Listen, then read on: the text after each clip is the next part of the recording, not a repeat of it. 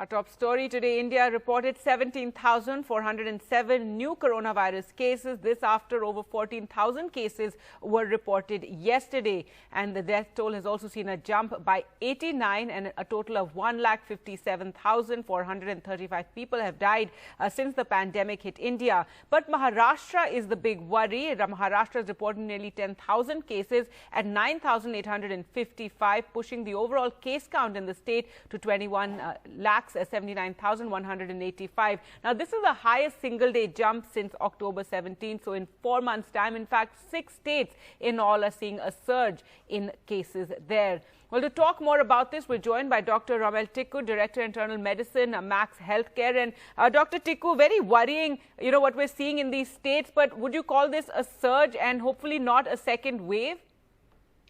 Well, it's too early to call it a second wave. There's been some sort of resurgence in many states, especially Maharashtra, which is a big worry right now because now it's touched 10,000. But I think the need of the hour is to be very aggressive with testing, the PCR testing. The more we diagnose, the more we isolate. And apart from that, we need to ramp up our vaccination, which we are doing right now, because we've seen what this virus can do. Look at Brazil, look at US, look at UK. And we don't want to get into that situation, though it's too early to call it a second wave. Ours is a huge country with such a huge population. There will be ups and downs, and the virus character is like that there will be certain ups, certain downs. But I don't think we'll go through that second wave, third wave. We'll be able to manage it. I think in the coming 2 to 4 weeks, we should be able to control it. And ramping up the vaccination drive is the way to go. Right, and the responsibility on all citizens. Yes, it is, of course, too early to say that if this is a second wave, but definitely a resurgence in some parts. But people are really fed up of the COVID protocols. I think a lot of large gatherings, weddings have been taking place. A lot of travel has also been taking place. Of course, yes, there's been some sort of fatigue which has set in. It's been more than a year. People are actually fed up. And there's more movement happening, more travel happening. The flights have opened, the trains have opened, and that has led to some sort of a spike in these states. But we'll have to maintain COVID-appropriate behavior. People have, again, become a little lax. They've become complacent because they think it's dead and gone. But the virus is like that. It will surge every now and then, and we'll have a spike in numbers. So the need of the hour is to still maintain COVID-appropriate behavior and keep wearing the mask, maintain social distance, right, wash hands. Do you think there's any role in variants in this particular surge? Because that's what's responsible for what we're seeing in Brazil, in the US, in the UK, and parts of Europe as well. But so far here, do you feel that we're not testing enough for the variants? No, I don't think so. I don't think we have too many variants here. Over here in India, it's more the old variant of the normal virus strain, which is creating trouble. The other strains, we've been doing genomic testing and we haven't found too many of those.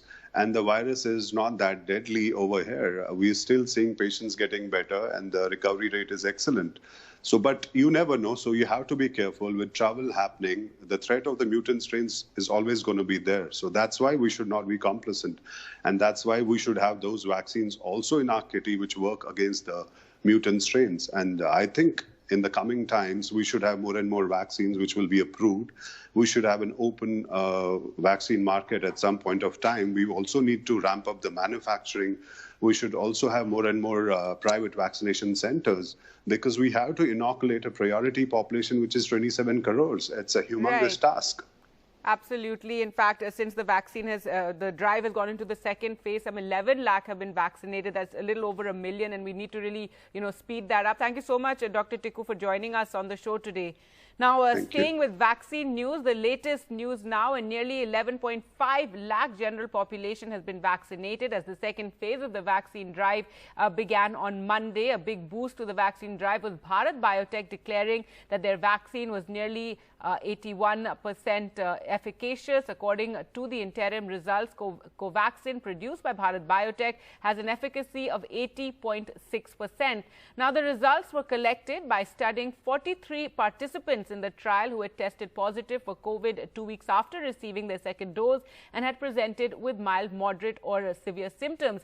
It was found that 36 out of these 43 participants had received a placebo, while 7 had received Covaxin. Now, these results have so far not been published in any scientific journal or been peer-reviewed. However, it was announced yesterday by Bharat Biotech. And if we talk about other vaccine candidates, there are several that are in different stages of development in the country. You have the Zydus Cadila vaccine, which will soon begin phase 3 trials. You have trials for Russia's Sputnik V, which are being carried out by Dr. Reddy's lab. It's found to have an over 90% efficacy and is now in demand in many parts of the world. Another vaccine about which there's been a big buzz is Novovax vaccine, which is being developed in India along with the Serum Institute of India. Well, to talk more about the vaccines, we're now joined by Dr. Anita Ramesh Chandra, Senior Medical Oncologist, Apollo Specialty Hospitals, Chennai, and someone who's been involved with vaccine trials, and also Dr. Sanjeev Singh, Medical Director, Amrita Hospital, Faridabad, and member of the Drug Safety Council, Government of India. Dr. Chandra, first to you, good news with Bharat Biotech, declaring that their vaccine is efficacious. It's 81%, though we're still waiting for the data to be published. Yes, that was the phase 3 data which they published on 25,800 people, where the failure was only 7 cases seen in the vaccinated arm. So that's interesting data, and it's quite good, and it reaches us around 80% success rate. And also, if the safety data was also published, which shows relatively safe and not much of serious adverse reaction. But correctly, you said this has not been published in any peer-reviewed journal like NEGM, Lancet, which is needed. And I'm sure they just published the data yesterday. Subsequently, it is going to come into the journals over a period of time. Some more data, what I understand, is yet to be released, some more safety data, which has to be also again go into a peer-reviewed journal and be available in the public domain to give us confidence. Yes, it's a safe vaccine and it is a little more efficacious vaccine. So that's where Covaxin stands as on today. Right, Dr. Singh, and because of this sort of cloud over Covaxin, being a part of the vaccine drive, initially there was some amount of hesitancy. Perhaps, hopefully, that will be overcome now, especially as we're stepping into the second phase, and hopefully we'll get more vaccines to choose from. Yeah, exactly. Yes, you are right, because... Dr. Chandra, just a moment, that was for Dr. Singh. Yes, go ahead. Yeah, thank you. I think it is important. The vaccine hesitancy for Covaxin basically came up it jumped from the fact that the data was not very clear, and it got an emergent use authorization while Covaxin was still in phase 3 trial. Yesterday, it was a very, very landmark information which came up, which was released by ICMR. And it shows a seroconversion at 56 days of 98.3% and at 104 days of 81.3%. So I'm sure this would be published, but the press release from ICMR and Covaxin together, Bharat Biotech together, is very, very encouraging. And that would reduce the vaccine hesitancy and the apprehensions which everybody had, that it was the information or acceptance of Covaxin into the vaccine administration was slightly done before all the data could come in. So I'm sure with yesterday's information, the vaccine hesitancy would change into a vaccine exuberance, and more takers would be there within the country. Right, and Dr. Chandra, there's also, the efficacy of Covaxin is found to be better than that of Covishield. The AstraZeneca Oxford vaccine has some 70-71% efficacy according to, trials that have taken place in different parts of the world. And now it does seem Covaxin has better efficacy. Yes, you are right. Yes, Covaxin has shown an efficacy of almost 80.6, that average around 81%. Whereas the Covishield was 70.2%. But one thing in Covishield I want to tell the viewers is that it was seen when this vaccine was given in the United Kingdom, over a gap of 12 weeks, the efficacy rose up to more than 90%. But we cannot do that in India because the vaccine has not got approval for a gap of 12 weeks. But as on 4 weeks, we are getting a effectivity of 70.2%, and that is quite good. But definitely may not be as high as Covaxin, which is 80.1% or 80.6%. So definitely Covaxin has a better efficacy as on today, whatever data is available. So can you explain that to us? Because we do know in the UK, they took a bit of a radical, move in the sense they decided that they were first going to give everybody the first dose of the vaccine, and they kept a big gap between the second dose. But you're saying that is actually helping when it comes to Covishield or the Oxford AstraZeneca vaccine? Yes, that's what the data is saying. We know about it, but we did not do in India because when the vaccine went for approval for phase 3, it was approved for 4 weeks interval. So you cannot defy and go against the approval parameters. But yes, we can reapply and say, yes, let's go and do that portion of the study when we have a gap of 3 months, that is 12 weeks, how effective it is. But yes, in UK right. It is running, and that's what they are going on. And the efficacy is quite enhanced when the difference between the first and the second dose is extended. Right, and Dr. Singh, if we talk about, other vaccines that are there's several candidates that are there being developed in different stages. A lot of excitement for Russia's Sputnik V vaccine. You also have Novovax. Tell us a bit about the vaccines that are currently being tested in India. So there are many other vaccines other than the Covishield and the Covaxin, which is right now in use. So the Gamaleya Laboratories Sputnik vaccine, there is a Johnson & Johnson vaccine, there is also Sinovac vaccine. All of this is getting tested, and there is another within the Serum Institute. They have a viral vector vaccines which is also available. All of it is within the phase 2 trial, and it would go on to phase 3, and it is being directly monitored by the Drug Safety and Monitoring Board.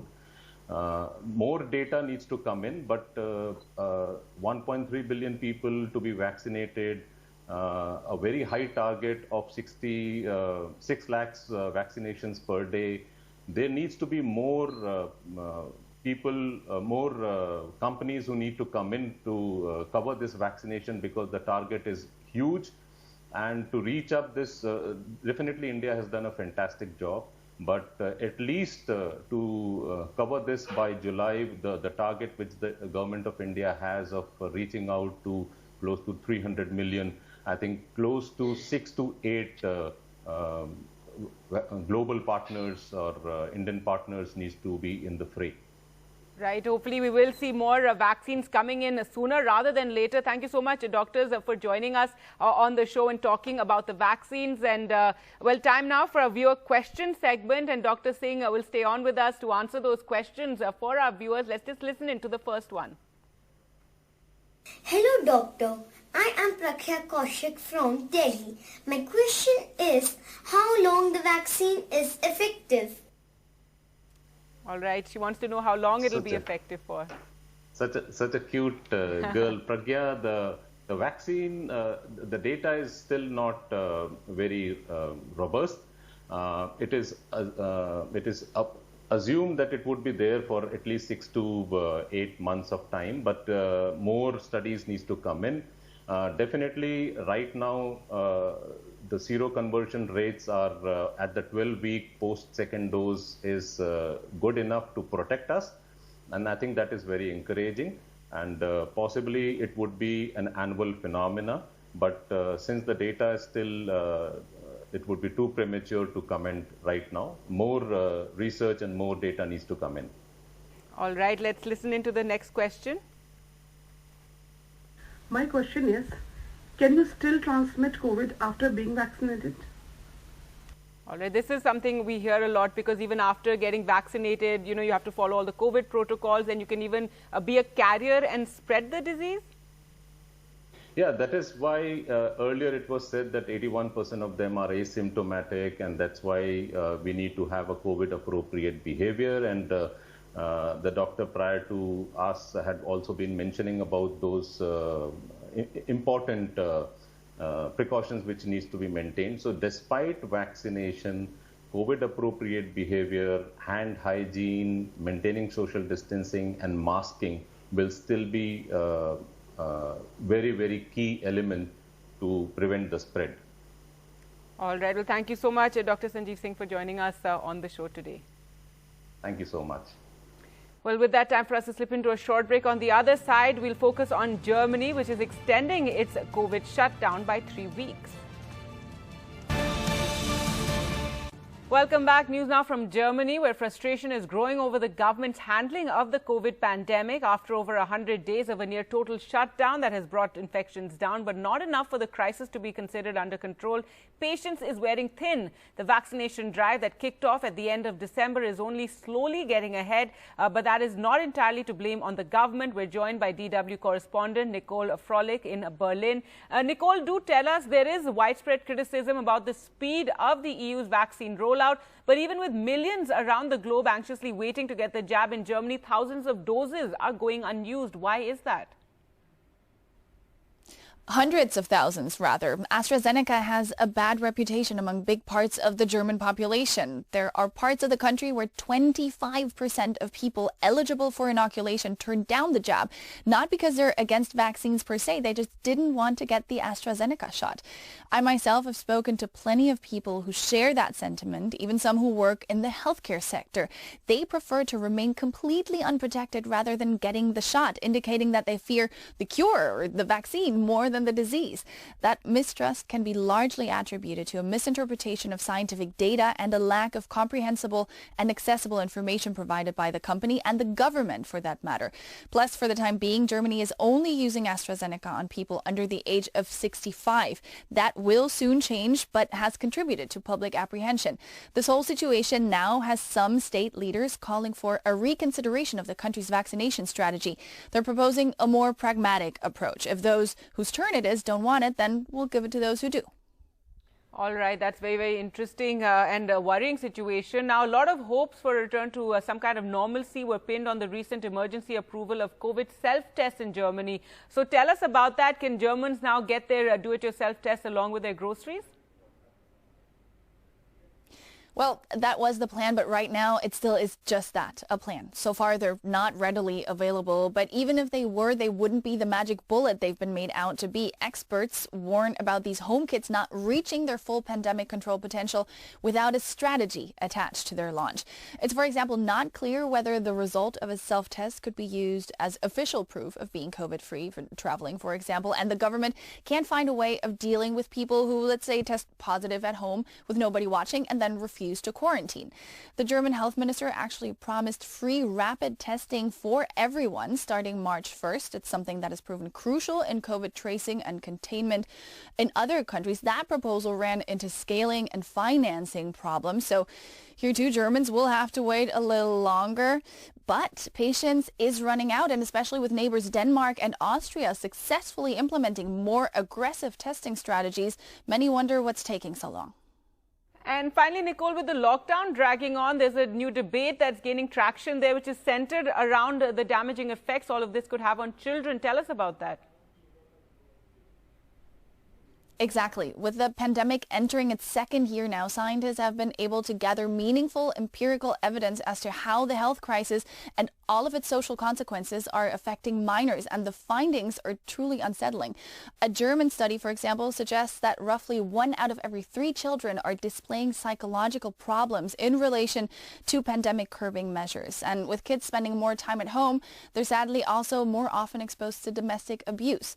When it comes to the past school year, children in Europe have missed an average of 45 school days out of 190, a number that is much higher in the global south. Unfortunately, Save the Children is calling this the biggest education emergency in history, and the resulting deficits will magnify social inequality and significantly shape the next generation. So not only here in Germany, calls are growing louder for governments to do more to procure equal access to safe and consistent learning structures that'll A, not leave overwhelmed kids and parents to their own devices, and B, help the more disadvantaged youngsters pull even with their more privileged peers.